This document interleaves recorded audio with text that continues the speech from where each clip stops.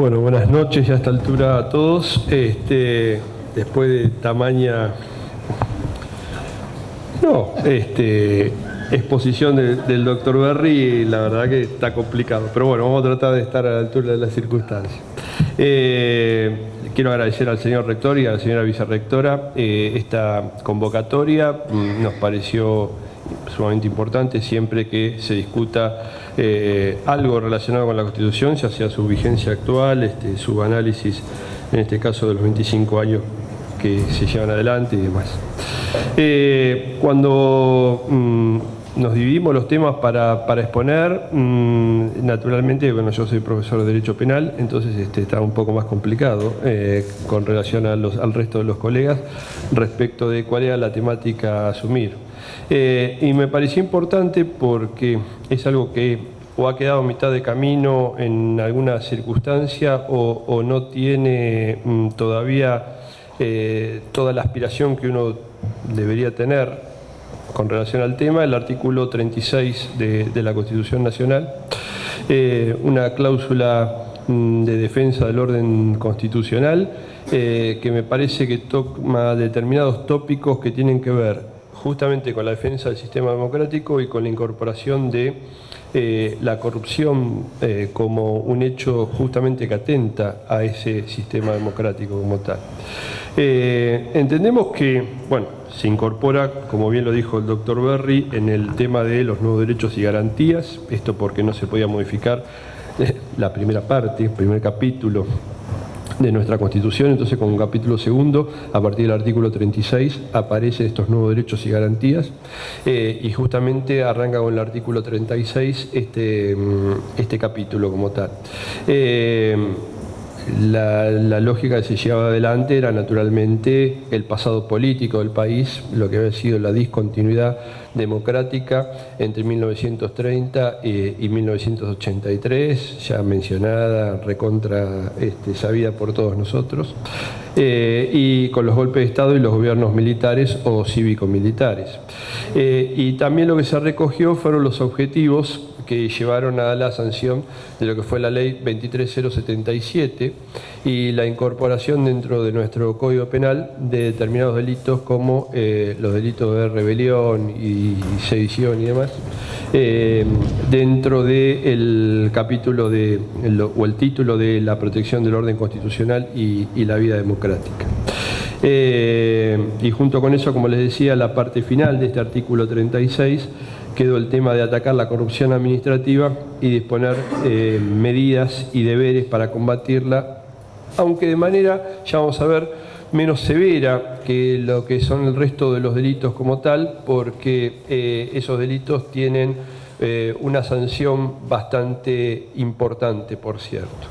A ver, el artículo 36 lo que nos plantea son dos tipos penales particulares, el de ejecutar lo que serían actos de fuerza contra el orden institucional y el sistema democrático por un lado, y por otro lado la de usurpar funciones o cargos públicos federales o locales como consecuencia de esos actos de fuerza como tal. ¿Por qué decíamos que son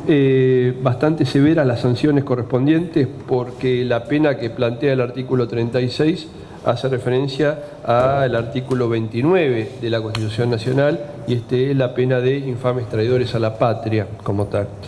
Pero además hay otras consecuencias que acarrea en la comisión de los hechos previstos en el artículo 36, que es la de imponer la pena de inhabilitación absoluta y perpetua y la prohibición con el presidente de la Nación de imponerle a quienes cometan estos hechos la posibilidad del indulto o la conmutación de penas, que es facultad del Poder Ejecutivo, tal cual lo establece el artículo 99, inciso quinto de la Constitución Nacional. Pero hay otras consecuencias además. Por otro lado, se plantea que dichas acciones van a ser imprescriptibles, lo cual en derecho penal no es un hecho menor, porque no es lo que se plantea como lógica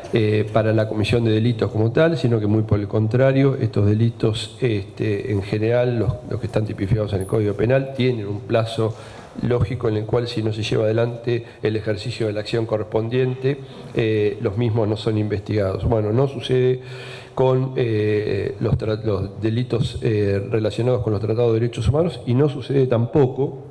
con estos delitos del artículo 36. Y sí, lo que naturalmente no podemos hacer, y eso sí se relaciona con la materia penal con la que están vinculados, es imponer estas consecuencias de manera retroactiva. Ustedes saben que en materia penal hay un principio general que es la irretroactividad de la ley penal, salvo cuando sea en favor del reo o del acusado, en el cual sí podríamos aplicar en algunas circunstancias, y más allá de las discusiones que podemos llevar de respecto de cuándo es más beneficioso para el mismo, la retroactividad de la ley penal. Si no, funciona la cuestión de la irretroactividad de la ley penal como tal. El propio artículo 36 trae también otra circunstancia que me parece importante mencionar, que es el párrafo que se refiere a que todos los ciudadanos tienen el derecho de resistencia contra quienes ejecutaren los actos de fuerza enunciados en este artículo. Y ese derecho de resistencia debe entenderse como inclusivo el derecho a desobedecer de quien se alza con el poder como tal. Y después tenemos también,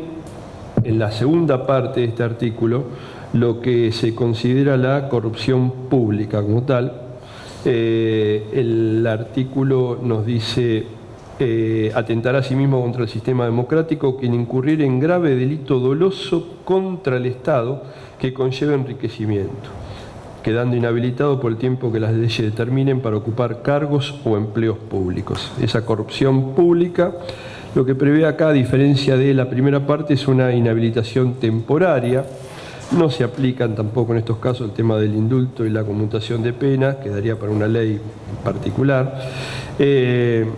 Pero fundamentalmente lo que manda hacer en el párrafo final dice que el Congreso sancionará una ley sobre ética pública para el ejercicio de la función. Ley que se sancionó, por supuesto. La ley 25.188 de ética justamente del ejercicio de la función pública se sanciona, y me parece que de la misma hay que destacar dos cuestiones fundamentales. Por un lado, el artículo 5 de esa ley 25.188, que plantea el tema de las declaraciones juradas correspondientes a los funcionarios, quiénes son los funcionarios que tienen que llevarla adelante. Hoy por hoy, no quiero aburrirlos, pero la mayoría de lo que ustedes puedan imaginar tiene la obligación de la presentación de la declaración jurada correspondiente. Y la otra cuestión, el artículo 13 de la misma ley, respecto a las incompatibilidades y conflictos de intereses,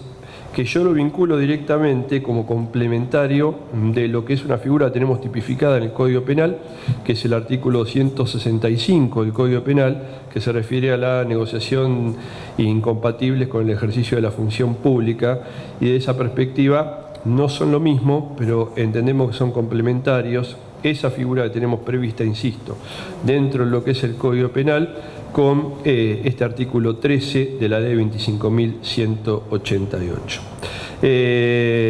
Pero además, bueno, esta ley 25.188 lo que ha hecho ha sido incorporar otras figuras delictivas y modificar algunas ya existentes, toda la cuestión relacionada con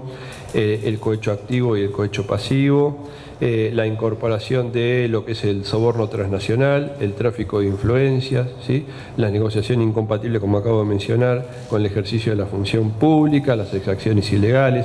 la figura del enriquecimiento ilícito. Todo eso se ve modificado o incorporado a través de la sanción de la 25.188.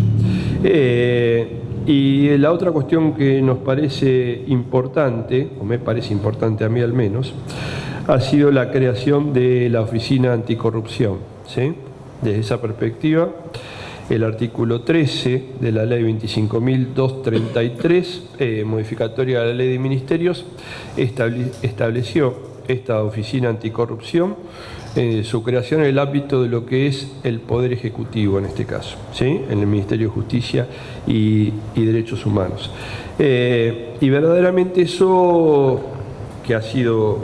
por ahí no hemos mencionado, creo, esta cuestión en las charlas anteriores, nos parece, si bien que pretendía tener algo novedoso y facilitador de la investigación de hechos de corrupción como tal, termina siendo algo que tiene facultades concurrentes con organismos ya existentes, como el caso de la Fiscalía de Investigaciones Administrativas y con el propio Ministerio Público Fiscal, ¿sí? Desde esa perspectiva también, lo que se critica son dos cuestiones fundamentales: la conveniencia y la constitucionalidad al superponer, insisto, funciones tanto con la Fiscalía de Investigación Administrativa como en el Ministerio Público Fiscal, provocando dispendio de actividad, y además que un órgano del Poder Ejecutivo, en este caso, interfiera con funciones que son propias del Ministerio Público, que por la propia Constitución Nacional es declarado un órgano independiente por parte del artículo 120 de la Constitución Nacional.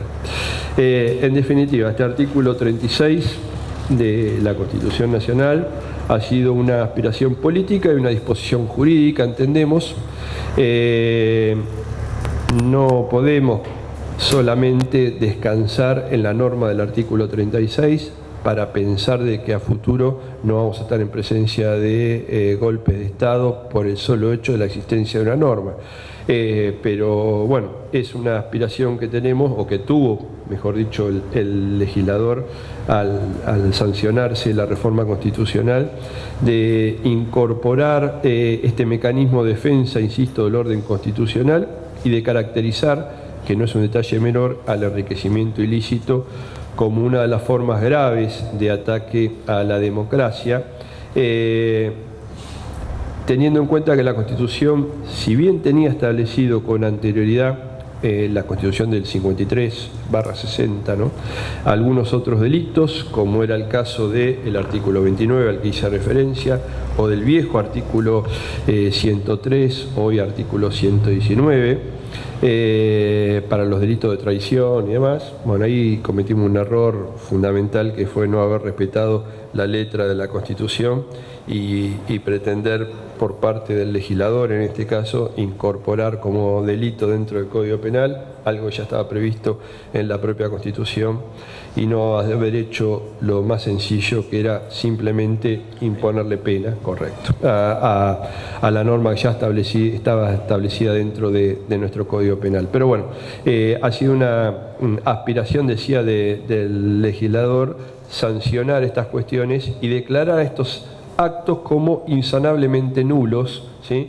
Que es un hecho que marca un camino a seguir a futuro, y bueno, me parecía interesante tratar de rescatar, aunque sea brevemente, la circunstancia de este artículo 36. Así que bueno, quedamos abiertos a las preguntas. Muchas gracias.